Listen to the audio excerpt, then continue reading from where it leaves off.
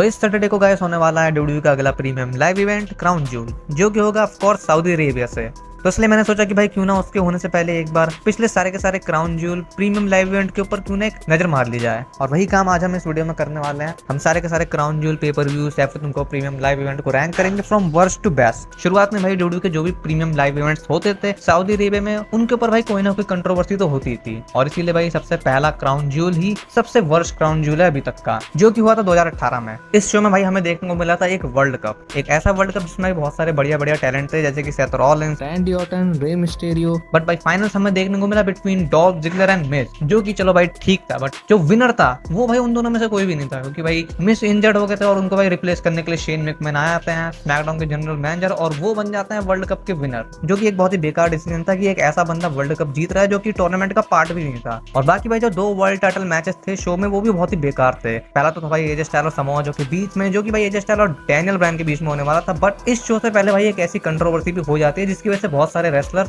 Show में आने से मना कर देते हैं। होता कुछ ऐसा कि भाई किसी जर्नलिस्ट को असैसिनेट कर दिया था, मतलब मार दिया जाता है भाई सऊदी गवर्नमेंट। और उसके बाद भाई जॉन सीना, डैनियल ब्रायन और भी बहुत सारे बंदे भाई शो में आने से मना कर देते हैं। और एजे स्टाइल्स और समोआ जो का मैच भाई बढ़िया तो था, बट बहुत ही सिंपल था। और भाई ये इनका चौथा स्ट्रेट पेपर व्यू मैच था, तो इसलिए उतना कुछ खास भी नहीं था। और दूसरा वर्ल्ड टाइटल मैच भाई हुआ था यूनिवर्सल चैंपियनशिप के लिए between Brock Lesnar and Braun Strowman, जो कि एक ट्रिपल थ्रेट मैच होने वाला था। रोमन रेंस भी उसमें होने वाले थे, बट रोमन रेंस को भाई उससे पहले लीक में हो जाता है सैडली। और जो ये भाई सिंगल्स मैच था, इसमें भाई कुछ भी नहीं हुआ था। पूरा का पूरा ऑफेंस भाई ब्रॉक लेसनर ने दिया था, क्योंकि मैच शुरू होने से पहले भाई बैरन कॉर्बिन ब्रॉन स्ट्रोमन पर अटैक कर देते हैं, और भाई सिर्फ 1 मिनट के अंदर फिर ब्रॉक लेसनर बन जाते हैं न्यू यूनिवर्सल चैंपियन। और फिर भाई हम आते हैं फाइनली मेन इवेंट के ऊपर, जिसको भाई कुछ लोग one of the worst wrestling matches भी बोलते हैं ऑफ ऑल टाइम, जो कि एक ड्रीम मैच था भाई between the Brothers of Destruction and DX, जो कि काश भाई 10-15 साल पहले हुआ होता, बट हुआ एकदम गलत टाइम में। और शॉन माइकल भाई इस मैच में अपने रिटायरमेंट से बाहर भी आए थे, बट क्या वो वर्थ करा? बिल्कुल भी नहीं। और ज्यादा बढ़िया भाई मेरे हिसाब से ये होता कि इससे बढ़िया शॉन माइकल घर पे रहते, तो क्योंकि बहुत ही स्लो पेस्ड मैच था भाई, ये सबके सब भाई अपनी प्राइम को पार कर चुके थे, तो भाई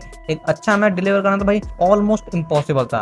बट लेजेंड का आना तो भाई तुम लोग जानते हो कि सऊदी अरेबिया में जरूरी है, तो उनको तो भाई डेफिनेटली वर्थ करा ही होगा। और बाकी इसके बाद नेक्स्ट भाई इससे अगले साल 2019 का क्राउन ज्यूल है। इस टाइम में भाई विंस मैकमैन एडब्ल्यूडब्ल्यूई के ओनर, तो उस टाइम में तो डेफिनेटली सिर्फ पैसे के लिए भाई ये शो होते थे ऑफ कोर्स। और इस वाले शो में भाई हमें देखने को मिला था ब्रॉक लेसनर और केन वेलेस्केज का rematch from their UFC fight, जो कि बिल्कुल भी वैसा नहीं गया जैसा कि लोग इमेजिन कर रहे थे। सिर्फ भाई 2 मिनट का मैच था, और इन दी एंड भाई ब्रॉक लेसनर सबमिशन लगाते हैं, अपना किमोरा लॉक और कैन वेलेस्केज टैप आउट कर देते हैं। Very simple. और इसके बाद कैन वेलेस्केज हमें कभी डब्ल्यूडब्ल्यूई में वापस दिखाई भी नहीं दिए। और सिर्फ कैन वेलेस्केज भाई एक अकेले फाइटर नहीं थे जो कि इस शो में थे, उनके अलावा भाई टाइसन फ्यूरी भी इस शो में हमें देखने को मिले थे, और उन्होंने फेस किया था ब्रॉन स्ट्रोमन को। एक ऐसा मैच जो कि सब लोग जानते थे कि अच्छा नहीं जाएगा, और ये वाला मैच भी सिर्फ पैसे के लिए हो रहा। और भाई इन दी एंड जो सबसे बढ़िया चीज हुई वो ये कि टाइसन फ्यूरी की जेब भर गई, $15 मिलियन उनको मिले, बस हो गया। बाकी एक बढ़िया चीज भी थी जो कि भाई उतनी रिमेंबर करने वाली तो नहीं है, क्योंकि एक 5-on-5 टैग टीम मैच था between team Hogan and team Ric Flair, जो कि बढ़िया था, बट उतना कुछ बढ़िया भी नहीं था कि तुम भाई उसे याद कर सकते हो, जहाँ पे of course brother Hulk Hogan की टीम ही जीतती है। और बाकी इसके बाद मेन इवेंट था between Seth Rollins and the field ब्रे वायट, जहाँ पे भाई फील्ड नए यूनिवर्सल चैंपियन बन जाते हैं। और भाई मैच कैसा था?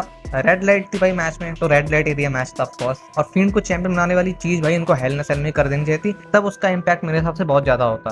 और बाकी इस बार नेक्स्ट आता भाई पिछले साल 2023 का क्राउन ज्यूल, जो कि भाई शुरू तो बहुत स्ट्रॉन्ग तरीके से हुआ था। हमें देखने को मिला था एक बढ़िया मैच भाई between Drew McIntyre and Seth Rollins for the world heavyweight championship, जो कि भाई मैच ऑफ द नाइट भी थी शो की मेरे अकॉर्डिंग। और उसके अलावा भाई लोगन पॉल ने यहाँ पे भाई रे मिस्टीरियो को बीट किया था, और वो नए यूनाइटेड स्टेट चैंपियन भी इसी शो में बने थे, और एक बढ़िया टाइटल रेन भी दिया था उन्होंने ऑफ कोर्स, जिसमें 2 टाइटल डिफेंस हुए थे भाई। और बाकी सोलो सिगो की स्ट्रीक भी भाई इस शो में टूटी थी भाई, उन्होंने फेस किया था जॉन सीना को। और जिस तरीके से भाई जॉन सीना को हराया था ना उन्होंने इस शो में, कुछ बच्चों को तो भाई रोना आ गया होगा मेरे हिसाब से। मतलब कम से कम भाई 15-16 स्पाइक्स लगाने के बाद उन्होंने जॉन सीना को हराया था यहाँ पे। और मेन इवेंट की बात करें तो मेन इवेंट उतना कुछ स्पेशल नहीं था। रोमन रेंस और एले नाइट के बीच में मैच हुआ था for the undisputed WWE championship. मैं जानता हूँ कि भाई एले नाइट मेगा स्टार है, बट दिक्कत ये थी कि भाई यहाँ पे कोई भी इमेजिन नहीं कर सकता था कि मतलब कि भाई इम्पॉसिबल था कि एले नाइट यहाँ पे नए चैंपियन बनने वाले थे, तो इसीलिए उतना कुछ भाई इंटरेस्ट भी नहीं था। और मैंने वाला मैच लाइव भी नहीं देखा था रात को। और बाकी भाई ये शो ओपनिंग मैच के अलावा मेरे को लगता है सिर्फ एवरेज शो ही था। बाकी इसके बाद नेक्स्ट आता भाई 2022 का क्राउन ज्यूल, जहाँ पे भाई कुछ बढ़िया चीजें हुई थी और कुछ बेकार भी। शो की शुरुआत भाई हुई थी बॉबी लैशली और ब्रॉक लेसनर के रीमैच से, जो कि ठीक ठाक मैच था, बट एंडिंग थोड़ी सी फ्लैट हो गई थी आई थिंक भाई मैच की, क्योंकि रोल अप से मैच एंड हुआ था। और बाकी इसके अलावा भाई 2 ऐसे मैच भी थे जो कि बहुत ही फॉरगेटेबल थे, जो कि पहला था भाई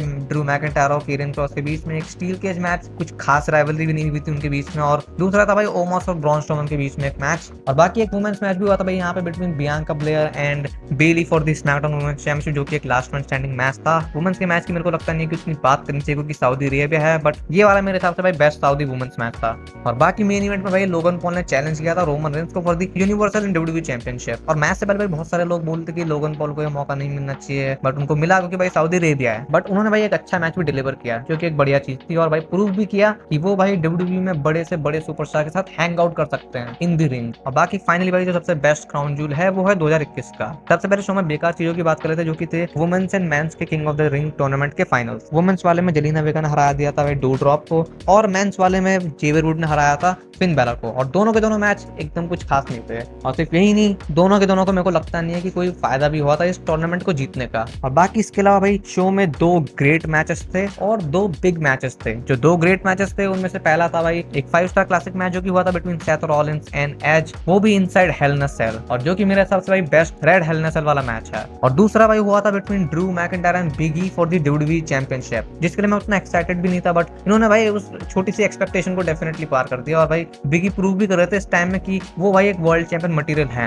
आई होप कि वो अपना रिटर्न कर ले वन डे। और बाकी जो 2 बिग मैचेस थे उनमें से पहला था between Goldberg and Bobby Lashley, जो कि एक नो होल्ड्स बार्ड मैच हुआ था। और भाई जिसे तुम गोल्डबर्ग का one of the most longest match भी कह सकते हो, 11 मिनट का पूरा मैच था, बट मेरे को फिर भी उतना कुछ पसंद नहीं आया। और जो दूसरा बड़ा मैच था वो था मेन इवेंट जो कि हुआ था between Brock Lesnar and Roman Reigns for the universal championship, जो कि भाई बहुत ही हाई स्टेक्स मैच तो लग रहा था, बट मैच भाई सिर्फ 12 मिनट का गया। बट फिर भी मेरे हिसाब से भाई ठीक ठाक मैच तो था ही, ऐसा नहीं था कि कुछ कचरा ही डिलीवर कर दिया हो। और इन द एंड भाई रोमन ने ऑफ कोर्स अपनी चैंपियनशिप रिटेन कर लेते हैं वहां पे भी। और ऐसे भाई ये शो खत्म हुआ था, और मेरे हिसाब से ये वाला शो भाई सबसे ज्यादा मोस्ट मेमोरेबल क्राउन जूल का शो है, और इसीलिए यही सबसे बेस्ट भी है। बट भाई जो इस संडे हमें क्राउन जूल का प्रीमियम लाइव इवेंट देखने को मिलने वाला है वो डेफिनेटली भाई इन सबसे अच्छा होने वाला है, जिसके ऊपर हम बात करेंगे भाई नेक्स्ट टाइम प्रेडिक्शन वाली वीडियो में। बाकी आज के लिए सिर्फ इतना ही। जाते जाते भाई वीडियो को लाइक करना मत भूलना और सब्सक्राइब भी कर लेना ऐसी और वीडियोस के लिए। और बाकी मिलते हैं नेक्स्ट टाइम, तब तक के लिए goodbye and good night.